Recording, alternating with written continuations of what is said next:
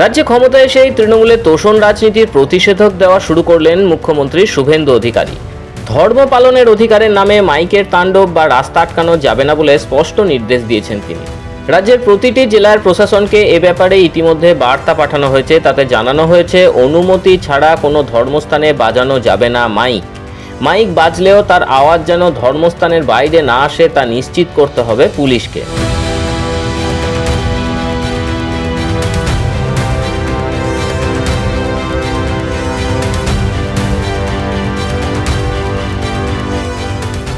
রাজ্যে বিজেপি সরকার ক্ষমতায় আসতে একের পর এক গুরুত্বপূর্ণ পদক্ষেপ করতে শুরু করেছেন মুখ্যমন্ত্রী শুভেন্দু অধিকারী।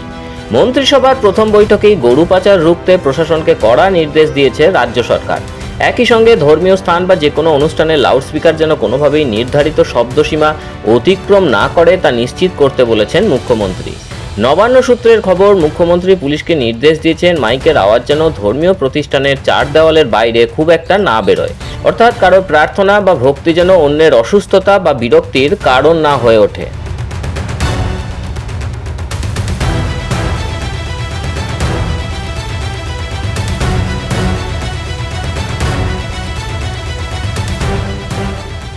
মুখ্যমন্ত্রীর এই নির্দেশের মূল লক্ষ্য হলো শব্দ দূষণ থেকে সাধারণ মানুষকে মুক্তি দেওয়া। তিনি মনে করেন, দুর্গাপুজো, ঈদ বা বড় কোনো বাৎসরিক উৎসবের কথা আলাদা, কিন্তু রোজকার প্রার্থনা বা অনুষ্ঠানে কেন মাইক বাজিয়ে পাড়া মাথায় করা হবে?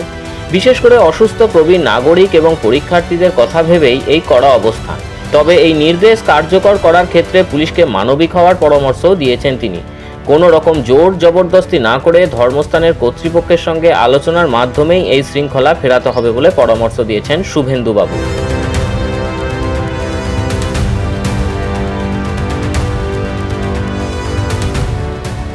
শুধু মাইক নয়, রাস্তা দখল করে ধর্মাচরণের বিরুদ্ধেও কড়া বার্তা দিয়েছেন মুখ্যমন্ত্রী।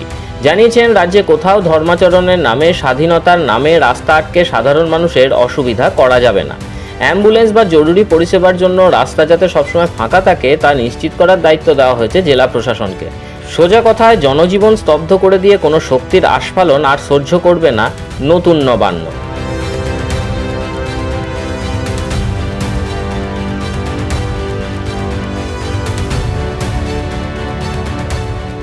শুভেন্দু অধিকারীর এই পদক্ষেপে ধর্মীয় স্বাধীনতার নামে অন্যের অসুবিধা করা কি এবার সত্যিই বন্ধ হবে? আপনাদের এলাকাতেও কি এমন সমস্যা রয়েছে? কমেন্ট বক্সে আপনাদের মতামত আমাদের জানান। আর এই গুরুত্বপূর্ণ খবরটি সবার কাছে পৌঁছে দিতে ভিডিওটি লাইক এবং শেয়ার করুন। পশ্চিমবঙ্গের পাল্টে যাওয়া রাজনীতির প্রতি মুহূর্তের আপডেট পেতে সাবস্ক্রাইব করুন আমাদের চ্যানেল। ব্যুরো রিপোর্ট, মাধ্যম।